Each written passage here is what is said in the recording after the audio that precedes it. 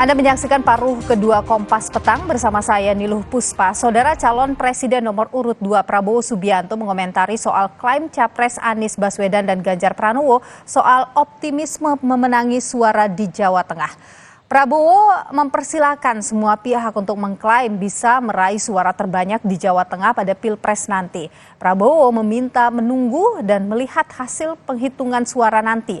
Prabowo Gibran saat ini diusung antara lain oleh Gerindra dan Golkar yang pada pemilu 2019 lalu meraih suara terbanyak ketiga dan keempat di Jawa Tengah.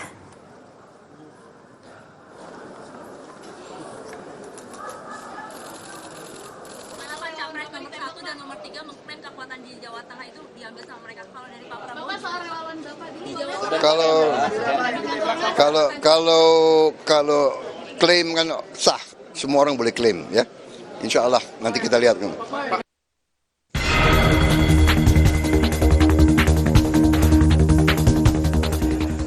Sebagai daerah dengan jumlah pemilih terbanyak ketiga di Indonesia, Provinsi Jawa Tengah menjadi magnet tersendiri bagi kandidat Capres-Cawapres untuk berebut suara.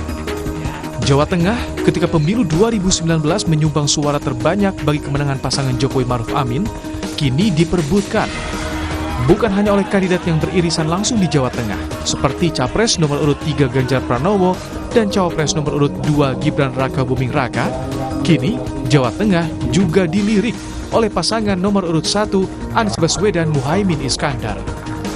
Anies mengklaim Jawa Tengah bukan kandang hanya satu partai. Kandang banteng di Jawa Tengah hanya untuk periode-periode sebelumnya. Jadi kalau sekarang itu disebut kandang, itu adalah periode-periode sebelumnya. Sementara sekarang rakyat yang menginginkan perubahan itu bukan ada di 1-2 partai, ada di banyak partai. Jadi kami melihat pesan perubahan itu malah menjangkau semua. Dan kalau dilihat Jawa Tengah ini tempat yang bisa dibilang cukup bervariasi sebetulnya. Tidak hanya kandang satu partai. Menanggapi pernyataan Anies Baswedan, Capres nomor urut 3 Ganjar Pranowo menegaskan Jateng solid untuk memenangkan Ganjar. Ganjar optimistis akan mendulang suara di Jawa Tengah. Ya, kalau penantang pasti akan ngomong seperti itu, tapi fakta nanti akan dia lihat. Karena beberapa kali kita memenangkan itu secara tradisional, secara sosiologis, bahkan secara soliditas, saya kira Jateng sudah menunjukkan itu. Tapi semua pendapat saya hormati. Berarti tidak ada kekhawatiran ya Pak? Oh, kita bukan orang yang khawatir kok, kita orang-orang optimis. Perolehan suara Capres-Cawapres di Provinsi Jawa Tengah bisa mempengaruhi perolehan suara secara nasional. Dalam 2 periode gelaran Pilpres dilaksanakan, 2014 dan 2019, Jawa Tengah menyumbang suara paling banyak untuk kemenangan Jokowi Yusuf Kala, juga Jokowi Maruf Amin. Dan pada periode yang sama pula di tahun 2019, PDI Perjuangan menguasai Jawa Tengah dengan mengantongi 5,8 juta suara, mengungguli partai politik lainnya. Tim Liputan, Kompas TV.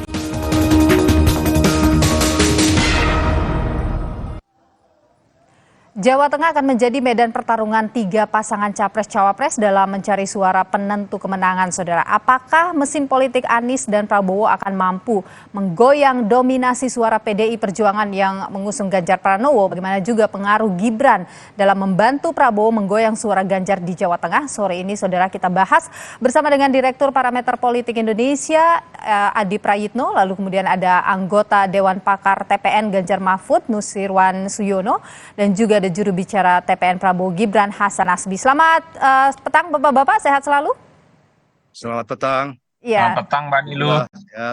Sehat semua ya. Saya ingin ke Pak Nus dulu nih. Pak Nus, ini Jawa Tengah disebut tadi oleh Pak Anies ya bahwa tidak lagi jadi yang menguasai siapa atau siapa begitu, tapi semuanya bisa bertarung di sana. Tapi saya mau tanya dulu karena PDIP selalu menyebut ini sebagai kandang banteng, begitu bagaimana sih soliditas PDIP di sana? Karena itu sudah menjadi tradisi atau katakanlah sikap rakyat Jawa Tengah dan itu menjadi pegangan yang cukup lama dari sejak bahkan mungkin sebetulnya dari sejak Orde Baru hingga saat ini. Hanya perubahan-perubahan yang sifatnya dinamika politik saja, tapi secara jiwa, secara kejiwaan, secara keteguhan sikap, tentu itu kita harapkan tidak akan ada perubahan. Jadi artinya bahwa konsistenitas dari jiwa dan semangat banteng yang berada di Jawa Tengah itu akan tetap dipertahankan. Jadi meskipun usungan nama itu dari sejak katakan 2014 PDI Perjuangan itu pengusung yang lain mengusung dan 2011 juga dan tentu dengan sikap atau katakanlah konsistensi sikap, konsistensi jiwa tetap ada tersebut di 2020. Ini kan pemilih di sana atau yang ketiga koalisi yang perebutkannya, apakah PDIP menambah lagi mungkin mesinnya bekerja lebih keras lagi di sana atau bagaimana? Selalu dalam posisi tetap bekerja keras situ apapun, dan pasangan calon itu dari setiap pemilu tidak pernah satu ya, 2004 maupun 2019, dan akan sama.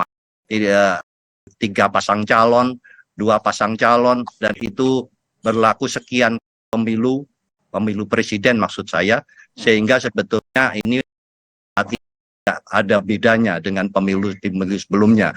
Dan sebetulnya juga kali ini karena dibahas itu datang, sebetulnya klaim itu juga terjadi di daerah lain selain Jawa, berada di Pulau Jawa, apakah itu Jawa Barat, Banten maupun DKI, yang seolah-olah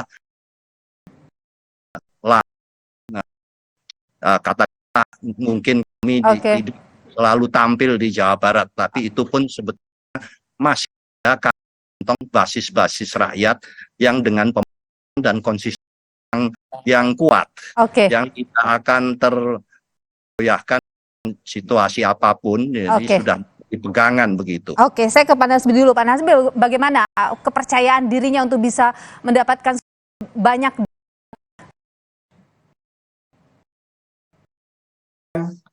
untuk pemilu harus optimis aja kan. Walaupun kita harus menyadari dua hal. Hal yang pertama, bahwa kantong suara itu tidak hanya Jawa Tengah. Kita juga tidak bisa hanya fokus di Jawa Tengah, ada Jawa Timur, ada Jawa Barat, ada Pulau Sumatera yang sebenarnya itu menjadi kantong-kantong suara terpadat di Indonesia. Nah, untuk Jawa Timur kita juga sebenarnya memahami dengan sangat baik bahwa ini tuan rumahnya pasti Mas Ganjar. Jawa Tengah ya maksudnya ya? Iya, tuan rumahnya kan Mas Ganjar, Jawa Tengah ini. Ada PDIP, ada Mas Ganjar yang jadi tuan rumah, mungkin minimal 10 tahun terakhir mereka jadi tuan rumah dan penguasa di sana. Tapi ada juga sejarah tahun 2009 itu Pak SBY juga menang di Jawa Tengah. Ketika calon lebih dari 2, Pak SBY menang di Jawa Tengah. Menang 1 putaran di di Indonesia, di Jawa Tengahnya juga menang. Dari Bu Mega Mega Prabowo waktu itu tidak menang di Jawa Tengah. Nah, kali ini kita kan mungkin untuk beberapa pihak Jawa Tengah ini jadi prestis tersendiri. Ada Ibu Mega, ada PDIP, ada Mas Ganjar. Tapi di pihak kami juga ada Pak Jokowi yang juga berasal dari Jawa Tengah. Jadi mengandalkan Pak Jokowi ini berarti ya, Prabowo Gibran. Kenapa? Mengandalkan Pak Jokowi di Jawa Tengah, Prabowo Gibran ini. Tentu tidak hanya mengandalkan itu. Ada mesin partai, mesin relawan, tapi ada simbol-simbol dari Jawa Tengah kalau kita mau bicara prestis kan. Ada Mas Gibran yang ada dari sana, ada Pak Jokowi yang juga dari sana. Jadi menurut kita ini memang mungkin akan menjadi pertarungan prestis yang sifatnya agak emosional beberapa pihak. Dan kita untuk Jawa Tengah, target menang itu sih kan sebenarnya sah-sah aja. Tapi mereka imbang-imbang juga nggak apa-apa gitu di Jawa Tengah, karena kita merasa kita bisa mencuri suara jauh lebih banyak misalnya di Jawa Barat. Kita bisa mengambil suara lebih banyak misalnya di Jawa Timur. Begitu juga di Sumatera. Jadi kalau misalnya imbang-imbang di Jawa Tengah buat kita sudah lebih dari cukup untuk bisa memenangkan Pilpres 2024 nanti gitu. Oke, tapi sejauh ini pantauan bagaimana Pak Nasbi soal di Jawa Tengah ini? Apakah naik begitu atau bagaimana? Kalau perolehan suara berdasarkan data kita di Jawa Tengah itu naik. Tapi kan kita fair aja harus ngakui bahwa Jawa Tengah dan Bali itu masih jadi basis kekuatannya Mas Ganjar. Oke. Dan memang dua itu yang mungkin jadi benteng terakhirnya Mas Ganjar untuk dipertahankan. Kalau misalnya salah satu lewat, ya nanti habis sih itu bentengnya Mas Ganjar gitu. Kalau misalnya Jawa Tengah lewat atau misalnya Bali lewat, ya nggak ada satu daerah pun yang misalnya mungkin nanti akan dimenangkan oleh Mas Ganjar gitu. Oke, saya ingin ke Mas Adi dulu kalau gitu. Mas Adi, kalau Anda sendiri melihat petanya sekarang di antara 3 poros ini, yang mana ini yang bisa menggerogoti kekuasaan banteng di Jawa Tengah?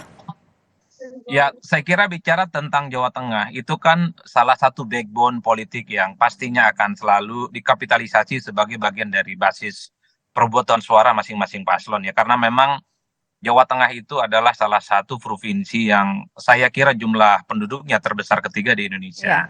Yang kedua, bicara Jawa Tengah itu saya kira variabelnya 3. Variabel kandangnya PDIP karena memang tidak bisa dibantah. Di situ adalah basisnya merah. Yang kedua adalah faktor Ganjar Pranowo yang saya kira memang cukup kuat penetrasi politiknya mengingat sebagai mantan gubernur 2 periode. Dan yang ketiga tentu saja kita tidak bisa menutup mata faktor Jokowi. Jadi 3 variabel ini yang saya kira memang akan saling kuat-kuatan tentu untuk mendapatkan suara di Pilpres 2024 yang akan datang. Saya selalu mengatakan untuk menang di Jawa Tengah terhadap Ganjar dan Mahfud saya kira memang rasa-rasanya agak sulit ya. Kenapa begitu? Karena 2 variabel tadi, faktor Ganjar dan basis banteng.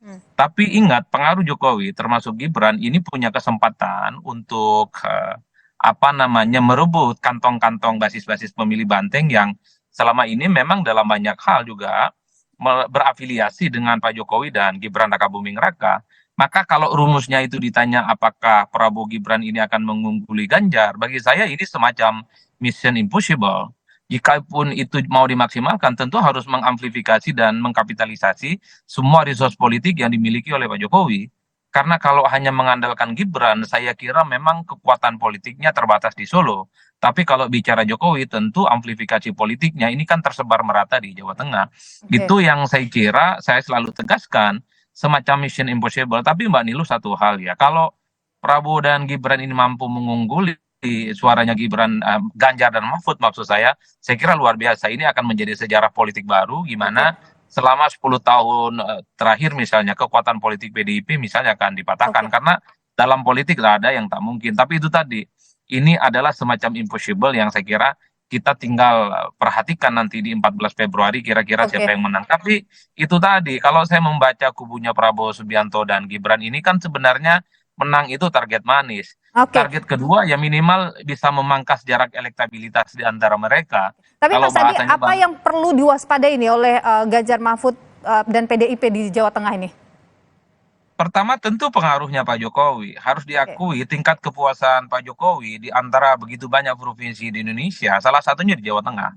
Hampir mencapai 80% yang saya kira pesona Pak Jokowi masih kuat. Kalau ini diamplifikasi, kalau ini dikapitalisasi, tentu harus menjadi warning bagi PDIP, warning bagi Pak Ganjar Pranowo. Khawatirnya basis-basis selama ini yang mereka itu menyatakan kuat iman politiknya kepada PDIP tergoda ya dengan personanya Pak Jokowi. Anda membaca itu sudah terjadi tidak sekarang? Kalau membaca sejauh ini sudah mulai ada pergerakan ya, di mana basis-basis merah pendukungnya Pak Ganjar yang dulu solid gitu ya sedikit banyak sudah mulai hijrah ya mendukung Pak Prabowo dan Gibran. Oleh karena itu memang dalam sisa waktu sekitar sebulan setengah ke depan ini kan tarung kuat-kuatan politik ya. Bagaimana mesin politiknya Pak Ganjar dan Pak Prabowo ini akan diuji siapa yang paling kuat di akhirnya. Oleh karena itu di awal saya sudah disclaimer sebenarnya kalau untuk menang di Jawa Tengah memang agak rumit kalau kita membaca rumus politik per hari ini ya. Tapi paling mungkin adalah mengurangi jarak ataupun defisit selisih elektabilitas antara Pak Prabowo dengan Ganjar paling mungkin itu bisa dilakukan. Karena Mbak Niluh ini kan kalau strategi politik itu ya mengurangi tingkat kekalahan di basis yang selama ini dianggap lemah dan mempertebal kemenangan-kemenangan di tempat yang lain yang selama Oke, ini kuat. Kan itu kita tahan di sana dulu. Nanti kita akan lanjutkan perbincangan ini, termasuk juga Pak Nus sendiri bagaimana melihat ketika yang tadinya adalah berada di sisi PDIP, yakni Pak Jokowi, kemudian Gibran sekarang beralih ke sisi Prabowo. Bagaimana membaca itu PDIP? Kita akan bahas lebih lanjut usai jeda berikut ini. Tetaplah bersama kami.